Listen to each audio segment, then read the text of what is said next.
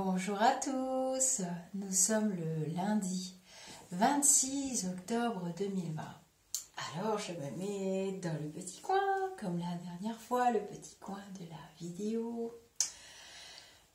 pour vous faire un petit instant de lecture. Alors voilà, je suis dans cet état-là parce que hier soir j'ai terminé mon livre La fille aux yeux bleus de Max Jubilo. Je vous avais fait 2 instants de lecture ou 3, je ne me rappelle plus, au cours de l'été, parce que voilà, c'est un beau roman, je les lis souvent l'été, entre 10 milliards de lectures, comme vous le savez tous, pour ceux qui me suivent maintenant depuis quelques temps. Et alors, j'ai terminé le livre, oui, je fais cette tête-là, je vais vous expliquer pourquoi. J'ai terminé le livre hier soir et j'avoue que j'ai passé un tellement bon moment avec ce livre que je l'ai terminé sur une très haute note, hein, mais un petit vide. Voilà. Vous savez, chaque fois qu'on termine un très bon livre, je ne sais pas si ça vous fait pareil, je vais apprécier vos commentaires une fois de plus et vos échanges et nos échanges. Quand c'est un très bon livre, c'est comme quand c'est un très beau film aussi, c'est déjà fini, quoi. C'est un peu le vide. Et à la fin de ce livre, donc La fille aux yeux bleus de Max Jubilo, je précise que je ne fais aucune publicité, je ne partage sur ma chaîne et dans mon groupe et ailleurs que des choses que j'aime, ayant un caractère entier, je ne vois pas l'intérêt de mentir, je n'ai rien à gagner du tout. Si ce n'est peut-être l'amitié de Max Jubilo, et encore, je cours après personne. Et vraiment, j'ai adoré ce roman, je ne m'attendais pas du tout à ça. Il y a des instants très drôles, très doux, très juvéniles, et puis c'est mon époque, c'est les années 80, yes!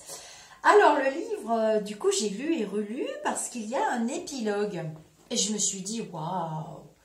Waouh, Max le modeste, hein. Max le modeste, pas du tout perché dans son ego. Alors on a le grand plaisir de pouvoir discuter avec Max dans le groupe, au-delà du spirituel. Il se mêle souvent de nos conversations et il se mêle à la population. Alors ça c'est génial parce que c'est vrai qu'il n'y a pas beaucoup d'écrivains qui viennent, enfin on les voit bien sûr quand ils dédicacent leurs ouvrages, mais c'est pas pareil que d'avoir les petites discussions comme il a avec les uns, avec les autres. C'est vraiment sympathique. C'est une personne qui est vraiment dans l'échange et dans le partage. Donc, il nous a partagé dans ce livre, La fille aux yeux bleus, que j'ai lu, que je vais relire certainement. Voilà, j'en ai un deuxième à lire, mais là, j'ai commencé 2 autres romans. On m'en a envoyé aussi, donc, oups, pas tout en même temps, je ne vais plus avoir d'appétit. Et donc, il y a un épilogue et je me suis dit, waouh, je l'ai relu 2 fois, je me suis dit, ouh, c'est pas Max qui a écrit ça. Ou alors, il est en lecture inspirée, il se passe un truc, moi, il s'est passé un truc. Et je me suis dit, ça sera la dernière vidéo sur La fille aux yeux bleus. Et comme j'aime beaucoup les écrivains, Claude Michelet, Paolo Coelho, alors peut-être que ce sera censuré sur la chaîne, enfin je vois pas l'intérêt. J'aime beaucoup ce type d'écrivain. Après j'aime des écrivains anglais qui sont du début du siècle, qui peut-être ne vous parleront pas, dont les noms ne vous parleront pas. Mais je me suis dit, ayant l'habitude de lire quand même des écrivains à citation, hein, j'ai lu aussi Monsieur Mandela, je me suis dit, ouais, l'épilogue,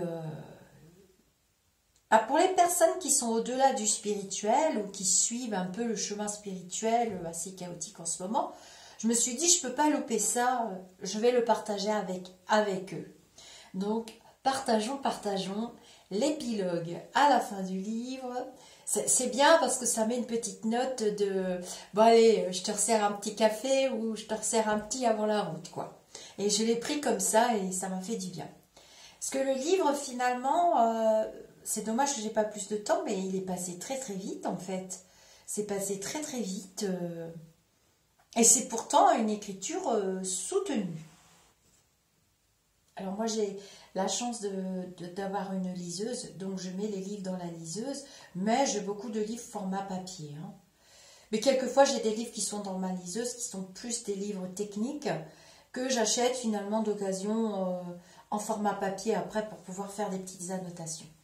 Alors, épilogue. Allez, on s'installe. J'espère que vous voyez la petite bougie rose.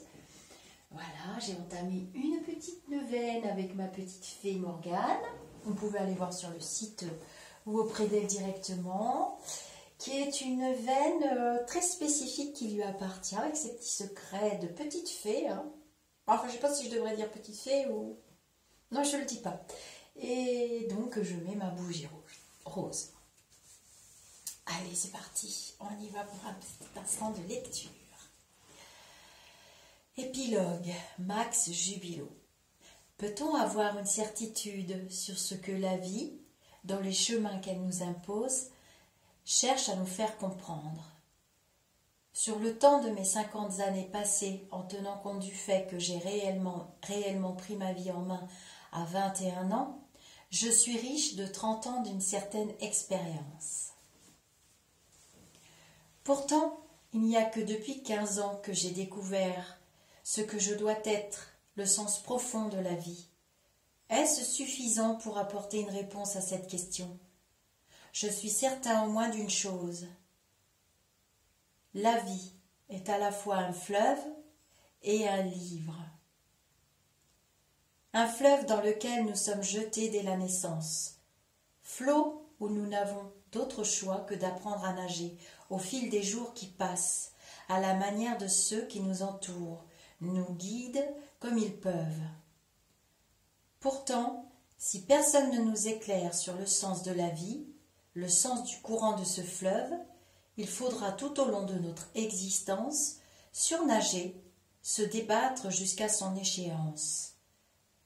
La mort, dans un quotidien qui souvent paraît incompréhensible, et où la place du bonheur semble éphémère et parfois même inexistante, sans même avoir eu le temps de voir la beauté des rives de ce fleuve, ni être parvenu à les aborder pour en comprendre et apprécier le sens, le chemin de notre vie.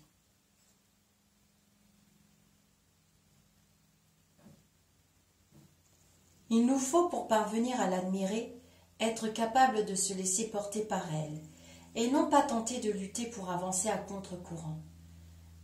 Un livre, car chaque instant qu'elle nous donne est une page dans laquelle chaque seconde nous est offerte, pour apprendre à la découvrir, apprendre à la fin comprendre, apprendre à l'apprivoiser et à l'aimer afin de la suivre et la vivre dans le plaisir et la joie. Mais surtout, pour réussir à comprendre ce que chacun nous sommes et faisons dans cette vie. On peut regarder un livre, en voir les images, en lire les mots, et ne pas comprendre le sens de l'histoire qu'il raconte. Comme on peut traverser toute une vie en se demandant au final à quoi sert de l'avoir vécue. Il n'est pas raisonnable de croire que les rails de la vie sur lesquels on semble installé resteront parallèles jusqu'au bout, car tel est notre souhait, car tel est notre désir de voir s'éterniser une situation de confort intellectuel ou matériel, dans laquelle on se sent bien. La vraie certitude qu'il est nécessaire d'acquérir est de comprendre que l'on peut faire confiance à la vie en se fiant à ce qu'elle tente de nous apprendre, de nous faire voir. Elle nous met à chaque fois sur le chemin de ce qui est nécessaire à notre éveil d'elle-même. Elle nous aide à avancer pour atteindre ce que chacun cherche à obtenir, sans savoir ni ce qu'il doit trouver, ni comment le découvrir, mais qu'il nomme le bonheur. Hier n'est plus là. Demain, lui, ne sera peut-être jamais là. Seul le moment présent est à vivre en pleine conscience et dans la joie de le vivre. Ce récit est celui d'un parcours, celui d'un instant de ma vie, initiatique sur le chemin de l'amour, dans le destin d'aimer. À me débattre, j'ai bu la tasse dans ce fleuve, sans jamais éprouver d'amertume, et heureusement, toujours avec la tête froide, conservant assez de recul pour surnager et rester à flot dans les tempêtes que je traversais. J'aurais pu me noyer, quand sur ces rails j'étais prêt à me laisser emporter. Mais la vie en avait décidé autrement, faisant intervenir ceux qui allaient me faire fuir cet endroit. Ma vie s'est poursuivie, sur les bases de cette épreuve, me portant, par esprit de protection, à analyser intérieurement ce que mes relations pouvaient être d'une manière ou d'une autre, me transmettre, dans leur communication, dans leur silence, par leur présence ou leur absence. Je progressais en développant l'écoute intérieure. Depuis, j'ai appris avec bonheur à n'avancer chaque jour qu'en suivant mon cœur, sans jamais aucun calcul et en harmonie avec ce que la vie m'a toujours offert. Comme sur les terres arides où le brûlis fertilise les cultures, dans les cendres de cet amour, je puisais la force de construire cette vie à deux qui s'offrait à nous, mais celle-ci, c'est toute une autre histoire.